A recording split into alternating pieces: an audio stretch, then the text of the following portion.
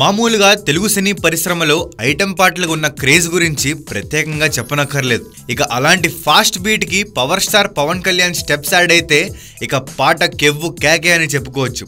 అలా గబ్బర్ సింగ్ లో కెవ్వు కేక పుట్టించిన పవర్ స్టార్ మరోమారు అలాంటి ఫాస్ట్ బీట్ కి స్టెప్స్ వేయడానికి సిద్ధమయ్యాడు. పవన్ కళ్యాణ్ హీరోగా నటించిన గబ్బర్ సింగ్ సినిమాకి కెవ్వు కేక పాట ఎంత ప్రత్యేకమో చెప్పనవసరం లేదు.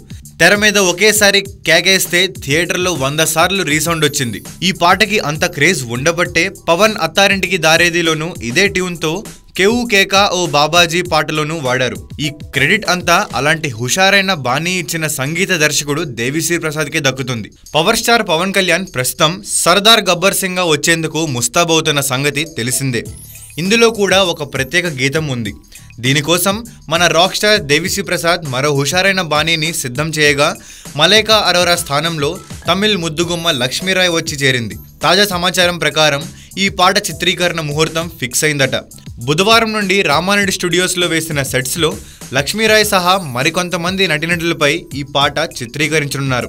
అయితే ఈ పాటలో పవన్ పక్కన స్టెప్స్ వేయడానికి లక్ష్మీరాయ్కి చాలా పెద్ద అమౌంట్ దక్కినట్లు వార్తలు వస్తున్నాయి. అందుకు గాను ఈ అమ్మడు ఈ పాటలో తన అందాల ప్రదర్శనతో రెచ్చిపోనుందని సమాచారం.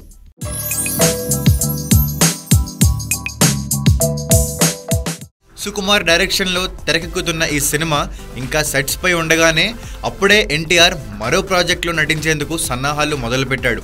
శ్రీమంతుడు వంటి బ్లాక్ బస్టర్ మూవీ నిర్మించిన మైత్రి మూవీ బ్యానర్ పై ఎన్టీఆర్ హీరోగా ఒక సినిమా తెరకెక్కబోతోంది.